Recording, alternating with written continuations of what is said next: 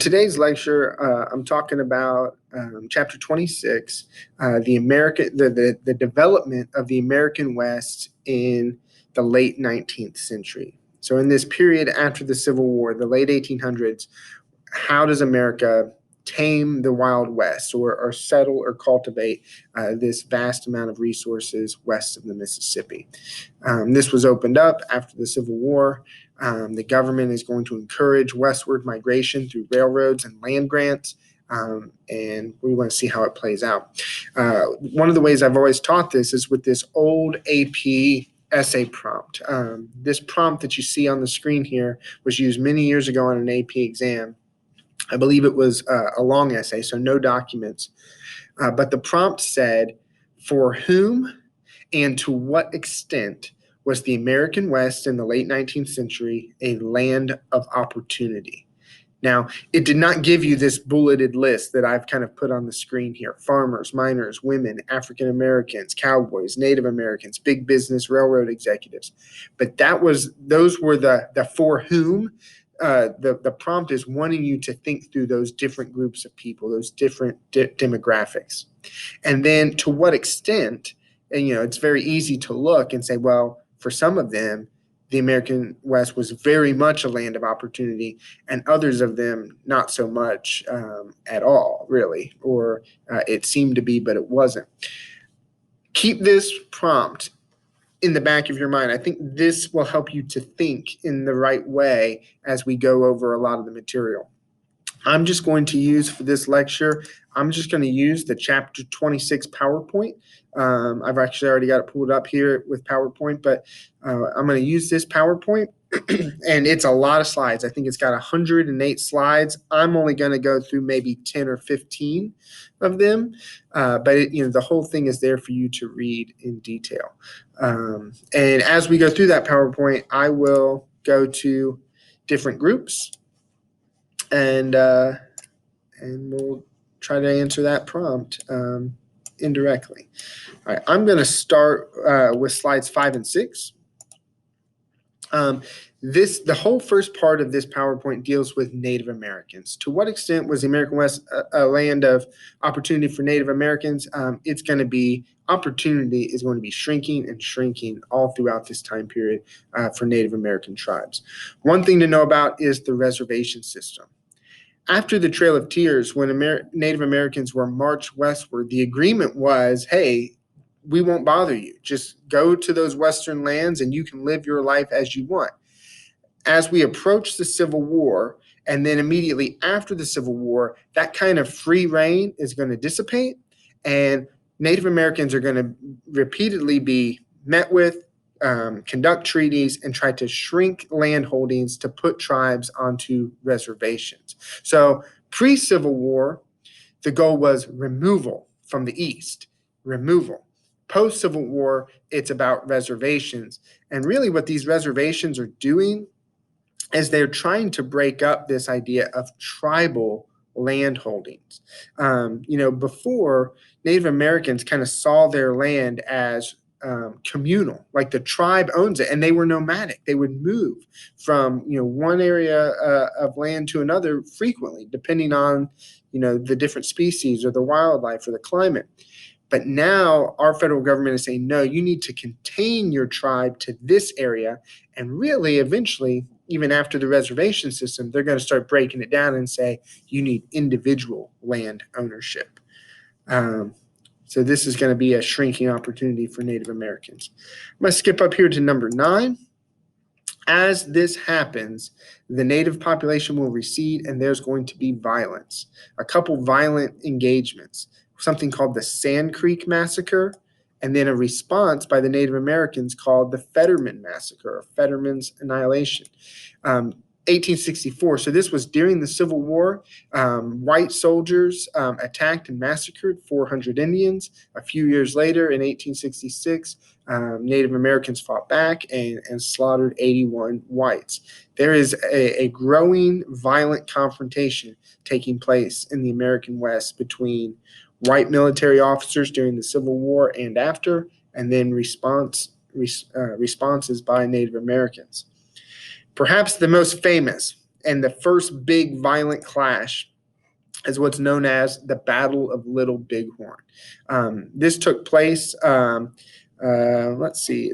It begins. There's a treaty, first round, but Little Bighorn. The actual battle that we know is going to take place in 1876. A group of American cavalry led by General William Armstrong Custer. There was about 250 of them, and they took on 2,500 warriors from the Sioux tribe, and the Native Americans are going to completely wipe out Custer and his army. They call it Custer's Last Stands, and this is a victory for the Native Americans, but it's going to be short-lived. The Battle of Little Bighorn in 1876 essentially begins a series of military engagements that are known as the Indian Wars or the Native American Wars. And over the next decade and a half, there's going to be constant violent confrontations between American military and Native American tribes as we try to put them onto reservations and take land further. And it almost always results in a negative for the Native Americans. This one was a victory, but it really is kind of the beginning of the end. A couple of the other tribes and conflicts. In class, I would normally kind of put a chart up, but you need to know that the Sioux tribe, who was fighting at the Battle of Little Bighorn, are in what's known as the Great Plains region. Another tribe, the Nez Perce, and their leader is a guy named Chief Joseph, are in the American Northwest, in Oregon and Montana. And then another tribe, the Apache Indians, who here it says are the most difficult to subdue, they were led by Geronimo. They were in the American Southwest. So if you can kind of like memory-wise associate a tribe, a leader, and a region, that's going to help you kind of get a grasp of where these Native American conflicts are taking place. The Sioux in the Great Plains, the Nez Perce in the Northwest, and the Apache in the Southwest. Something else that was essential to kind of removing the Native Americans from Western lands so that white Americans could then move westward and profit was the annihilation of the buffalo. And this was in that Heartlands video that I hope you watched last week from Story of Us. But in the aftermath of the Civil War, there were 15 million buffalo. And Native American tribes lived off the buffalo, and they did so fairly responsibly, utilizing all parts of the buffalo and not over hunting and things like that. As white hunters came out and just massacred buffalo by the millions, they would then use the furs or the leathers for different things that they would ship back east. But so after Civil War, 15 million. Just a few years later, let's see here. By 1885, so in about 2 decades, there were fewer than 1,000 buffalo alive. A once numerous beast is now in danger of complete extinction.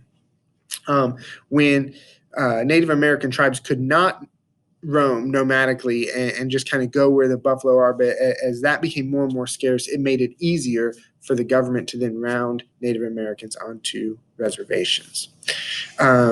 Something you'll need to know is people were critical of the American treatment of Native Americans, even in the time. One of the great, I don't know what you would say, critics was a woman named Helen Hunt Jackson. So this is on slide 21. Helen Hunt Jackson, she wrote a nonfiction chronicle in 1881 called A Century of Dishonor that kind of went through all the broken promises and all the mistreatments and all the failed treaties between white Americans and Native American tribes. She also wrote a fictional, sympathetic story called Ramona. The end of the Indian Wars, the final battle, is what we would call the Battle of Wounded Knee. This is also between the Sioux, and it was over tribal ritual known as the ghost dance, which was eventually outlawed.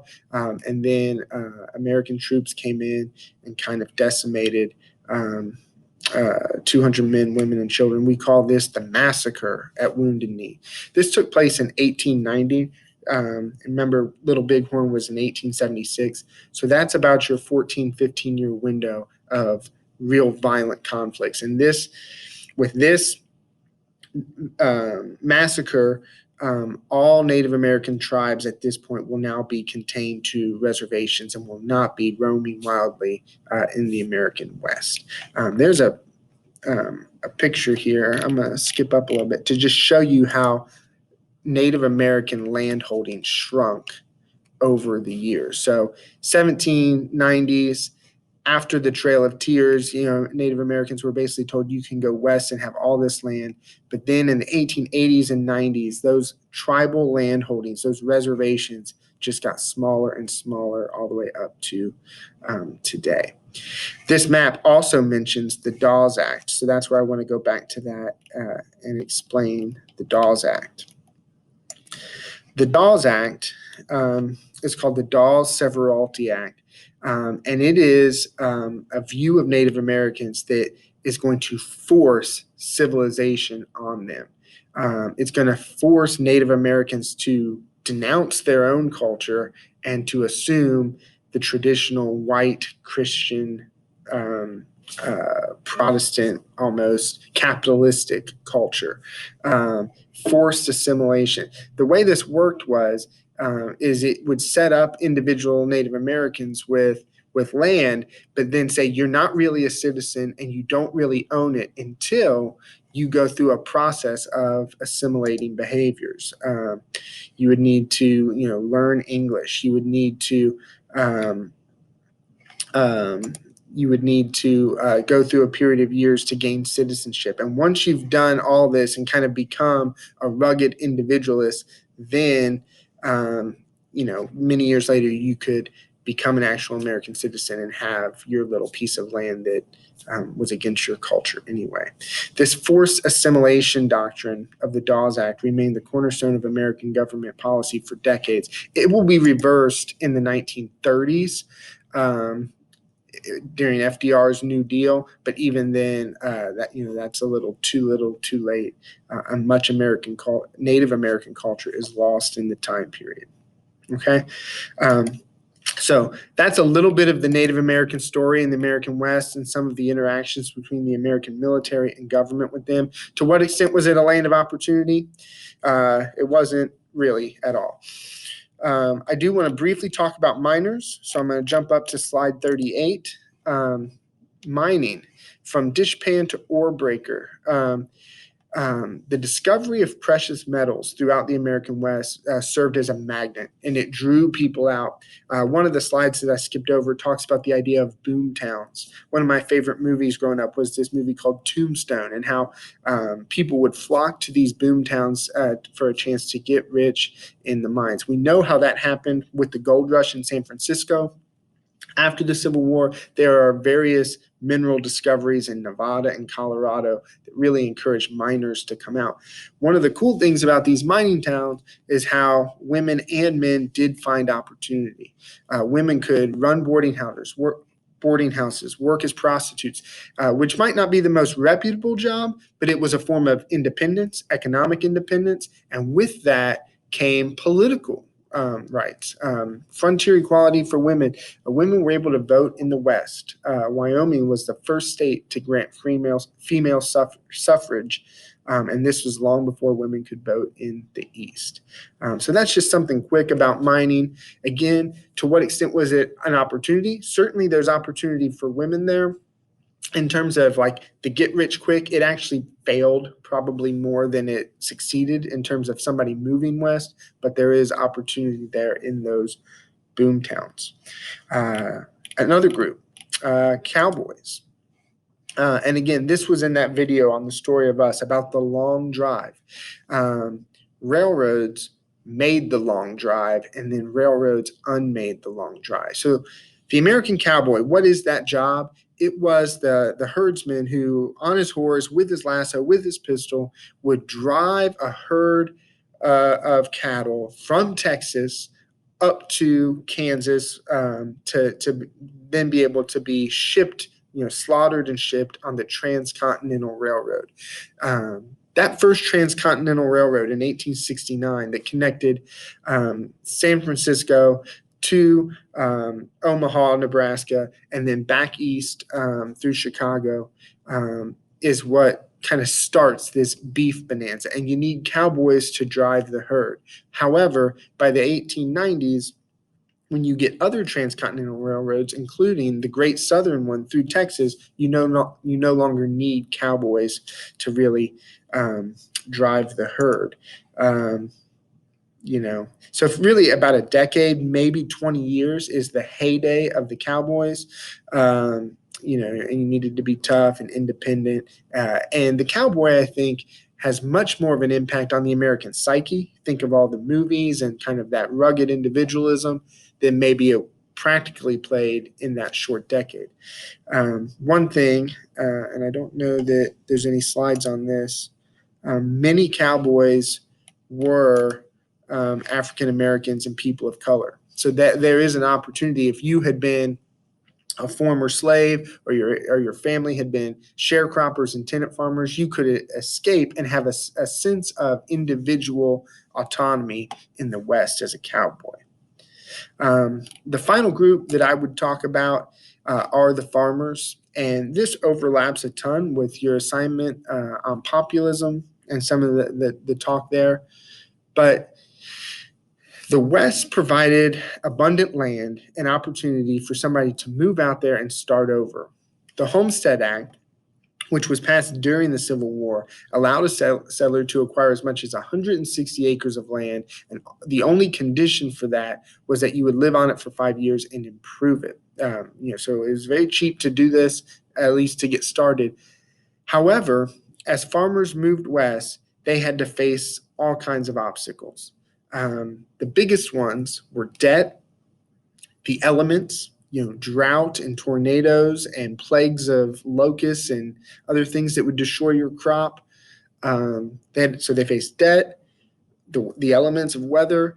The one that was self-imposed was overproduction, and we talked about how overproduction drove prices down and put farmers in a financially precarious place. And then finally, debt, the elements, overproduction, exploitation. Railroad executives and big business moguls from the East were able to coordinate and pool their wealth to manipulate rates and agreements that minimized profits for farmers. Eventually, farmers do what they can to kind of pool their ideas together in that populist movement to try to get the government to step in and assist and control production and control currency values and to regulate industries. In general, populism is going to fail in the short term. I'm trying to skip up to this last thing. But it will succeed in some senses because many of the ideas of the 1890s populist movement will come back in the progressive era and the Great Depression and even today. Today, government has its hands in all kinds of utilities, running from electric to internet to telecommunications. Government offers all kinds of subsidies and assistance to both corporate execs and average working class Americans. We're going through that right now with the coronavirus kind of bailout stimulus proposals. And we've become more democratic in terms of listening to more groups of people and allowing more people to vote. So all of those were populist ideas from the 1890s that we now have, but yet in the 1890s they were kind of denied. The last thing about the American West, you probably do need to know this guy, Frederick Jackson Turner. He wrote what was called the Frontier Thesis in the 1890s. By 1890, there was no longer a discernible frontier line, meaning there is no longer a line on our map that just says, hey, there's open land over here. You can always move west. At this point, in 1890, All American land is accounted for, at least in the continental United States. It is settled, and there's really no longer any open space for the government to kind of sell off or encourage migration. Many people worried that now this safety valve was gone, that anytime somebody was down and out, they could always up and move west for opportunity. Well, now that's no longer a thing. Frederick Jackson Turner says this idea of the pioneer mindset was instrumental in forming the American system, the American values, and he's concerned, what are we going to do now that we can't necessarily pioneer or have this safety valve to move west? More on that later throughout the year and in class, but I would say that's the last thing to cover. So again, and I'll wrap this up. I don't know where, here it is. For whom and to what extent was the American West in the late 19th century a land of opportunity? Think through these groups. Think through this idea of extent, how much pros and cons of Western settlement for each group, and I think you'll have a good understanding of Chapter 26. That's it. Thanks for watching.